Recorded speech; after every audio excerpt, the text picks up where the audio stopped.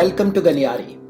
Deep in central India, this village is part of the state of Chhattisgarh, one of the poorest states in the country. Indeed, based on the percentage of people below the poverty line set by the government, Chhattisgarh tops the country at a whopping 48%.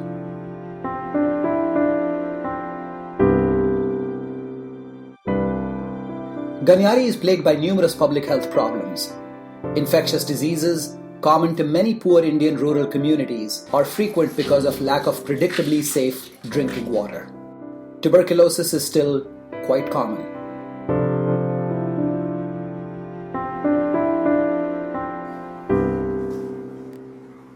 Almost 1/3 of the state population and 2/3 of the population locally, perhaps the highest percentage in the country, is made of tribal communities with literacy rates well below the already low national rate.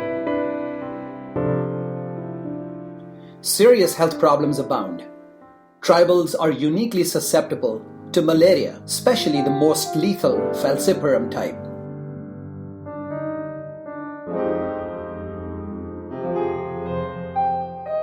Sickle cell disease, a blood disorder affecting red blood cells, affects almost 1 in 10 people here. Poisonous snake bites are another common public health problem. In 2013, Chhattisgarh state reported the third highest number in the country, behind only Maharashtra and Madhya Pradesh. Similar to other parts of the world, chronic diseases such as diabetes and cancer remain important public health problems.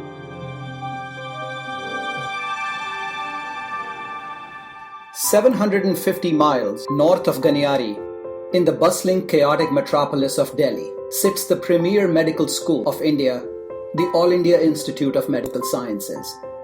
Boasting alums such as health guru Deepak Chopra, it graduates less than 70 elite medical students a year, arguably the very best medical talent in the nation.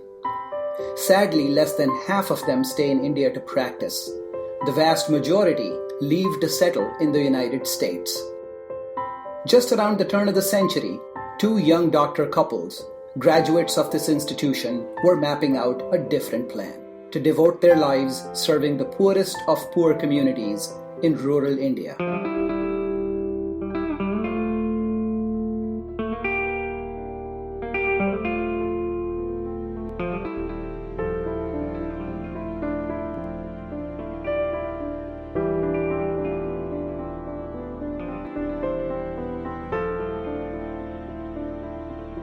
A search for the most appropriate destination started.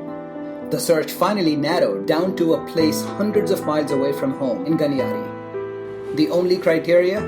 Desperate health needs in the poorest and the most rural community with daunting barriers to healthcare delivery.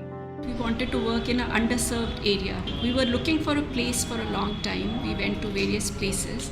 We finally decided on Bilaspur and Ganiyari. We needed a place to start work. And this colony, this place we are working in at present, this was an abandoned irrigation colony. The government had started a project and then shelved it, and it had buildings which were abandoned, and they were ready to give it to us on lease. So we got this place to start. Fast forward 16 long years, a system they started and nurtured has become a highly effective model of healthcare delivery to one of the most impoverished rural population in India. It is called Swasthya Sahyog, or JSS, translated Public Health Cooperative. A simple yet highly effective hub and spoke model of care is at the center of clinical care processes. A referral health center and hospital in the village of Ganiyari serves as the anchor point for complex medical care. This 70-bed hospital and the outpatient setup here serves as the only affordable hospital for more than 2,500 villages, neighboring towns, and even parts of the neighboring city of Bilaspur. The center provides a staggering 55,000 consultations and performs over 1,500 surgical procedures every year. The outpatient clinic offers consultations to over 400 patients every day. 3 smaller secondary care centers within 40 miles of Ganiyari, called outreach clinics, serves simple acute and chronic care facilities, while the more complex care is referred to the Ganiyari hospital. The most exciting part of care, however, plays out in the villages themselves. A program called the Village Health Program, which provides primary care to about 50 villages with the help of over 100 village health workers or VHWs. On first look, the system at JSS looks deceptively simple. However, as soon as we look under the hood, if you will, it displays amazing sophistication and thoughtfulness in process design. It reminds me of my Apple or Bose products, my iPhone, my MacBook Pro, or my Bose speakers. So simple, yet so effective in what they do. On our first peek at the referral center, we're struck by the cleanliness of the premises. This is extremely uncommon in even well-funded private hospitals in the country, but is the hallmark of the setup here in Ganiyari. Raman takes us on a tour of the outpatient facilities and walks us through what a typical patient goes through. A simple process of registration identifies new versus follow-up patients. Color-coded forms identify males, females, and children. Each patient is weighed and processes are set up to document this very simply. We are told that they are switching to simple new electronic medical records. Limited sets of investigations, blood work, x-rays, etc. are done as recommended by the doctor, and the patient then waits for the results. A simple system allows to call for patients when test results are available. This leads them to the doctor, who outlines a treatment plan. A limited number of most commonly used medications are available and indeed dispensed right here at the pharmacy. All drugs are significantly subsidized. Patients typically leave with specific medications in their possession, with the entire process costing them a very nominal price, typically just a couple of dollars. All processes are well thought through, efficient, and very cost conscious. Other than process, care delivery is marked by passion from the providers who deliver it. They share a common passion. They know what they're doing, they know why they're doing it, and most importantly, their heart is in it. This diabetic educator tells her own story and struggles with type 1 diabetes. She talks to her patients both from a foundation of scientific evidence as well as personal experience with the disease. She's also one of their very own, having grown up locally. Renu, an endocrinologist and diabetes specialist herself, asks her of her challenges. Retaining the potency of insulin in the villages, she explains, where temperatures reach up to 115 to 120 degrees in the summer. Since refrigerators are unaffordable, insulin is often kept in earthen pots or matkas, but they can still lose potency. She wishes at least one fridge was available in each village. The lack of resources can have a dampening effect on caregivers. Not here, where care is driven by passion.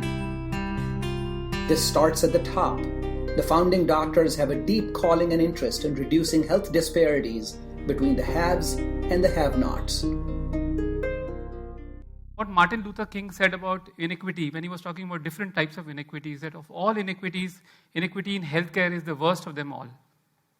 And this raging inequity in access to healthcare was the one thing that led me to take my life's career decision to move from a doctor-teacher that I was 16 years ago to move into rural India, trying in some way or the other to reduce inequity in healthcare. For us, the most powerful experience comes from visiting the Education and Training Center.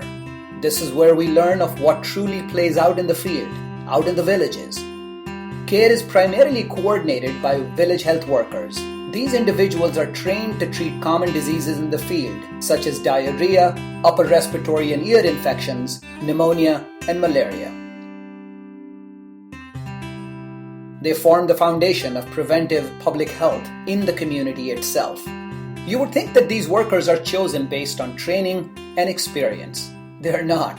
Praful Chandel, the coordinator of the program, explains. शुरू में ही ऐसे लोगों को चुना जो भले ही ना पढ़े लिखे हों, लेकिन वो हर परिवार में जाने में सक्षम हो, बातचीत करने में सक्षम हो और वो स्मार्ट हो।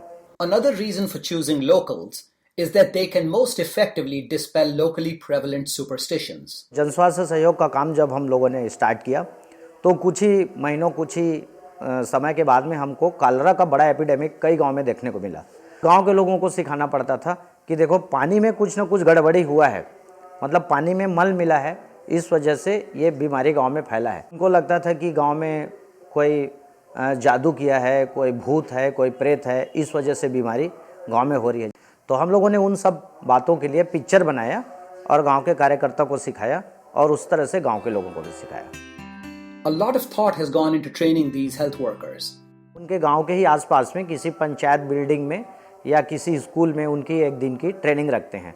तो ऐसा ट्रेनिंग रखते थे कि सुबह वो आते थे और शाम को या 4 बजे 5 बजे घर चले जाते थे।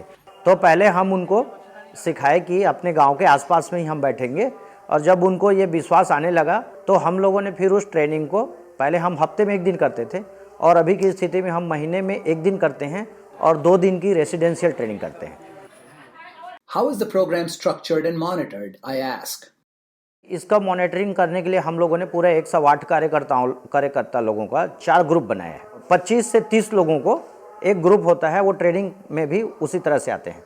मतलब 10 हेल्थ वर्कर के बीच में एक सीनियर हेल्थ वर्कर हैं जो उस गांव में जाके उनके काम को नियमित रूप से देखते हैं।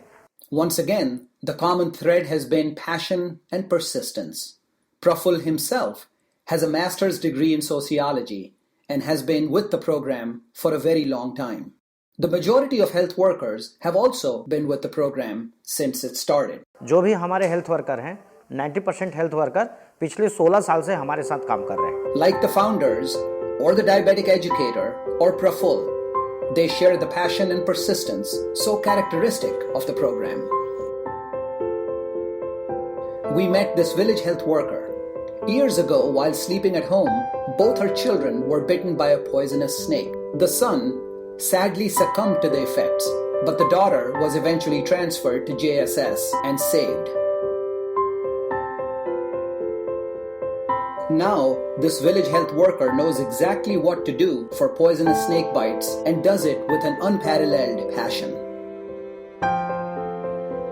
Perhaps the most exciting components of the program are the simple but very thoughtful innovations developed to serve a community that has extremely low literacy rates and virtually no resources. How do I know that the water that we are drinking is potable? Well, if someone wants to know in a village where there is a more chance of fecal contamination of drinking water, we develop these tests which have a culture medium inside the bottle which could be incubated against your body's temperature, and in 24 hours it tells you through a color indicator whether there is fecal contamination if the water turns black, and thus this is some water that needs to be now disinfected through a cafeteria approach. And this is one approach that we have done. We have tried to develop an ultraviolet light based method of disinfecting water of fecal contamination. Is it possible for a neoliterate health worker to pick up fever among all people who are sick? So we developed easy to read thermometer or a BP instrument which was also color coded, or to even develop a newborn sleeping bag which has a heat source. Stanford University, someone has developed this for initially a cost of say $500. They have reduced it to $100. We have been able to develop this using palm oil here without electricity source for 900 rupees, which is $15 now. A simple hemoglobin estimator to diagnose anemia has been developed using copper sulfate solution. Whether a drop of blood sinks or floats tells the observer that the hemoglobin level is above or below 9 grams. A simple indigenously developed electrophoresis machine is able to screen for sickle cell disease. Automated tests cost 20-fold or more. A nicely labeled delivery kit helps ensure aseptic standard operating procedure in conducting safe deliveries on the field. Ensuring safe drinking water is a key element of preventing infectious diseases in rural areas. Again, a practical, innovative method has been developed for this purpose. The VHWs regularly use these methods as they travel to different homes in the villages. During their visits, they identify and treat common diseases such as malaria and also use opportunities to educate the population on preventive techniques such as appropriate use of mosquito nets. Neat and bold standard operating procedures have been developed around the natural flow of traffic in rural communities.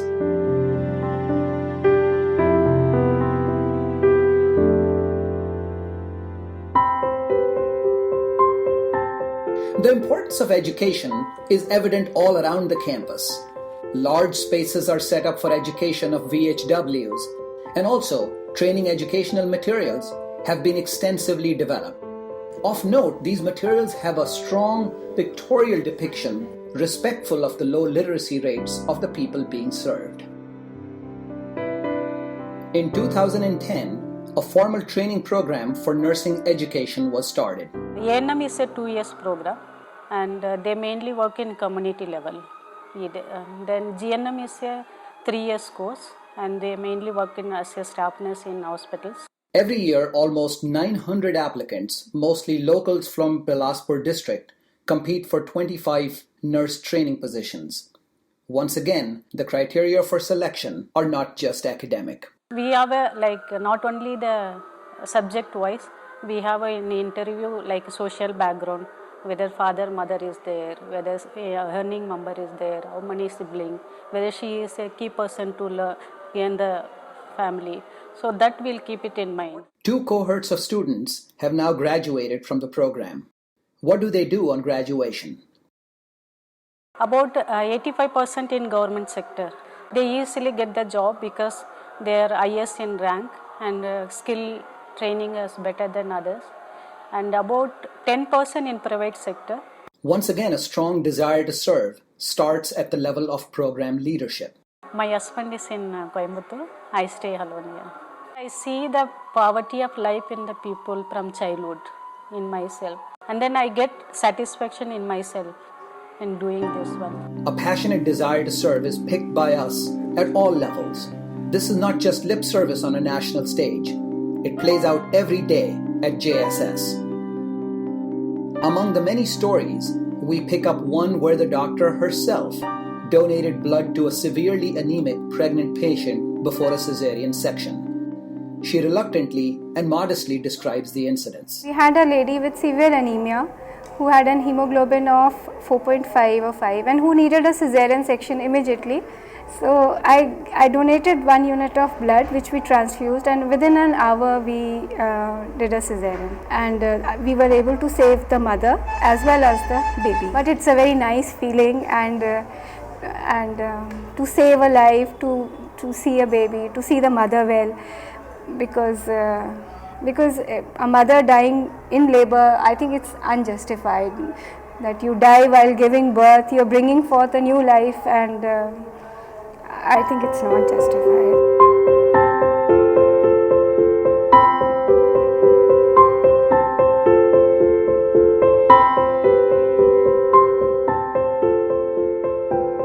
Education has now taken a new dimension with training programs for physicians in rural medicine.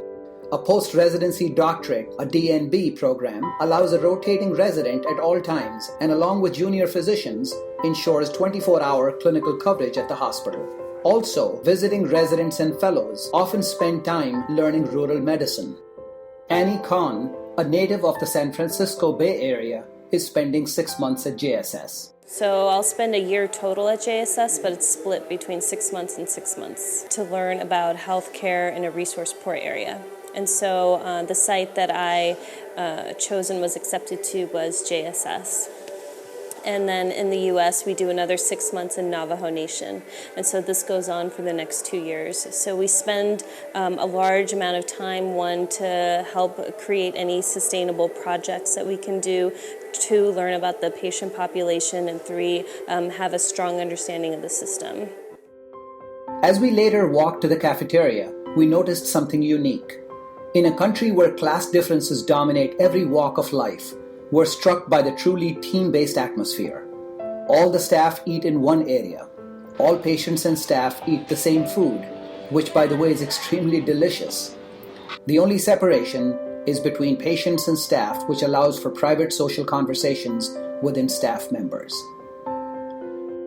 So 16 years later, What impact have they had on the care of the local communities that they have been so passionately serving? The doctors are too humble to say, but the numbers speak for themselves. Almost all objective measures show a remarkable improvement in the health of the community. Perhaps the most remarkable is the fact that the crude mortality rates as well as the infant mortality rates have fallen over threefold.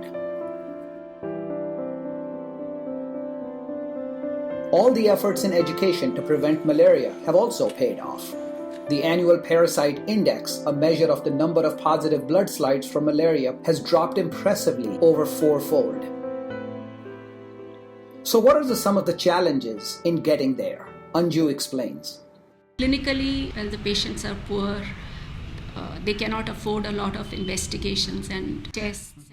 So often we have had to rely on our clinical skills, and also all of us had to become generalists. Although we are specialists, but we had to work as generalists. And what about personal sacrifices, we ask? We are away from our family. Like my parents and Raman's parents are in Delhi. If we had been closer, that is the only thing one feels. The children would have interacted more with their grandparents and their family, especially when the kids were small. One missed that interaction. My parents, of course, they would have wished that I was close to them. I would also have wished that I was close to them, but obviously with this kind of work, it seemed that it was not easily possible. Were there times when they questioned their decision, perhaps, to serve? I don't think those kind of feelings ever arose that I should not have been here. What are their plans for the future? I would say it's a process. It's a work in progress. There is no set goal or target that one is to achieve. It's not a race that this is the end point. We have decided to work in a particular setup. We have decided to take sides with certain people. The whole process, the journey itself is the target. From an abandoned irrigation colony to a model of healthcare delivery for the poor, JSS has transformed the lives of the local community. The system looks simple.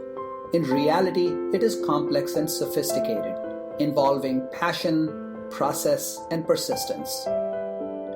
While the latest innovations in robotic or personalized medicine will continue to serve the more privileged segments of society and the world, here in Ganiyari, a quiet battle continues. A battle waged by a handful of low-key and humble warriors determined to reduce the massive divide between the haves and the have-nots. They're active advocates and indeed attorneys for the poor. Many in such situations would demonstrate frustration and anger. Instead, these doctors demonstrate a calm caring. Inequalities in health deeply trouble them, but their work in reducing such inequities provides immense joy and satisfaction that makes it all worthwhile. As the sun sets in Ganiyari, we drive the dusty rural back roads to Bilaspur to fly back home. I'm reminded of the three types of happy life described by Martin Seligman. The pleasant life, where we derive material pleasures. The good life, that is one of engagement with our community. And then, perhaps the most deeply satisfying, meaningful life, where we use our strengths in the service of something larger than ourselves.